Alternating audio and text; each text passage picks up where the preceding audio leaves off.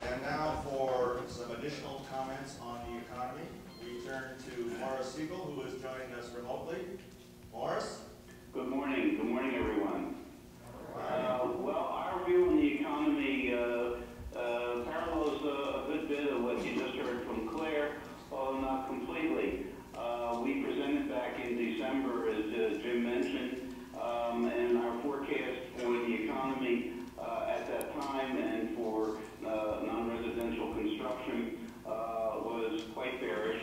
And as we have gone through the first quarter into the second, our fears in regards to economic contraction and the recession, have been borne out. We felt, and we were bearish on the economy and the cycle relatively early, going back to 2006. But as we got through the fourth quarter of 2008, we felt that at the rate of contraction we were seeing, that we were likely going to see a bottoming in the recession around the time of the first quarter. We did not feel the economy was going to contract at a 5% linked rate or a 20% annual rate for much more than a couple of quarters.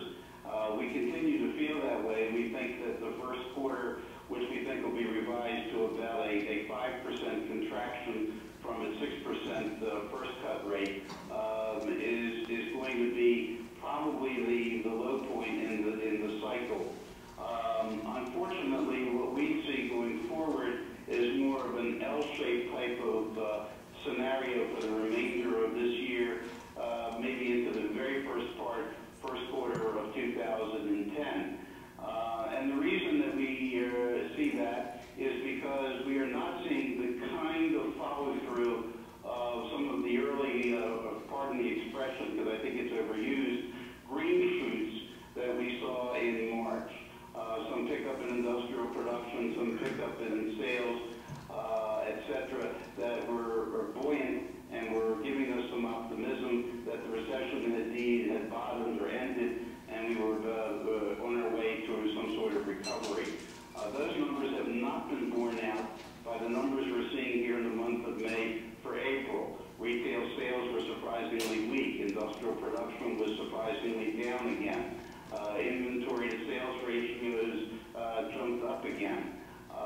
So what we've seen happening, and we have felt this, is that while we hit a bottom possibly in the cycle in the first quarter, we think we're going to lay along that bottom through the second and third quarter.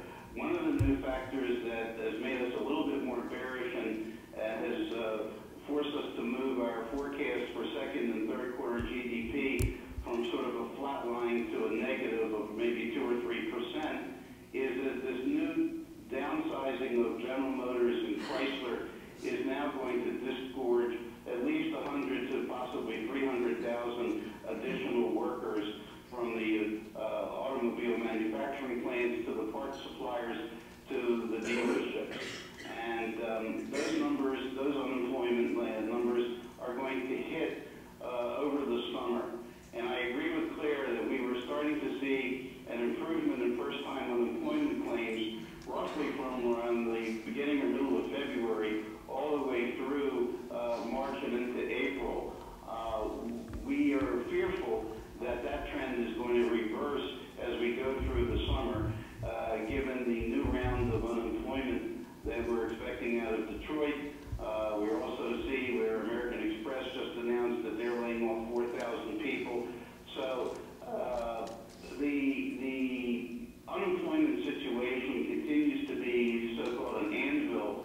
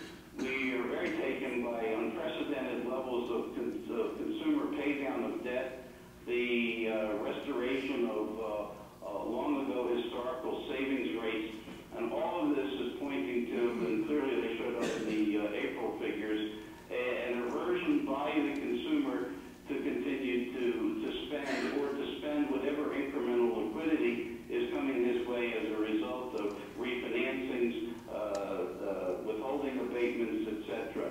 So we still think that despite some modest improvement in rock bottom recession consumer sentiment numbers, they still, in an absolute sense, are still at very recessionary levels. So bottom line for us, we see an L-shaped type of economic pattern for the remainder of this year. We do see an economic recovery starting to percolate gradually early next year and then building through 2010 and then accelerating through 2011 and 12. A similar pattern to what we saw in 2003 and 4 after the recession of 2001 and 2. We believe that the recovery could be quite robust, and that does fly in the face of some conventional wisdom because there is enormous pent-up consumer and business demand that is being sidelined through this last 12 to 18 months as a result of this recession and unemployment and the suppression of spending. So we think that once we can start to turn the corner and we start to absorb the enormous amount of laid-off workers and with the increased liquidity and better creditworthiness of the consumer as he's paying his debt down and he's raising his savings rate, that a lot of the deferred spending that we've been seeing in 2007 and particularly 2008 and this year are going to start to manifest itself in pretty robust recoveries in beginning the second half of 2008 as it gains momentum running through 2011 and 12. That is clearly going to stimulate overseas economies which are in far worse shape than the U.S. economy since they are primarily export dependent. So as the U.S. economy reflates, we are going to bring the rest of the world along with us as we import more and stimulate the export orientation of these foreign economies. I agree very wholeheartedly with Claire. We have been bullish on the stock market for some time, but we have cautioned people, even going back to late last year, the stocks were very statistically cheap, but you must have 1 to 3 year time horizons. It wasn't a situation where you were going to be able to jump in the market either in Q4 or Q1 and make a tremendous amount of money in calendar 2009. As it turns out, and we